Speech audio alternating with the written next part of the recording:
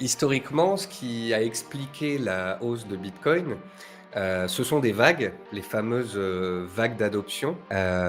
On peut dire qu'au début, on a eu une vague, peut-être de geeks, dont tu faisais partie. Puis on a eu, des particuliers, ensuite on a eu des entreprises, Tesla, par exemple, puis des petits États, le Salvador, puis des institutionnels, des banques, des sociétés de gestion, maintenant des ETF. C'est quoi la prochaine étape? Des banques centrales qui achèteraient du Bitcoin comme elles le font avec de l'or, un État américain qui ferait sa fameuse réserve stratégique en achetant cette fois, plutôt qu'en gardant. Qu'est-ce que tu en Oui, penses?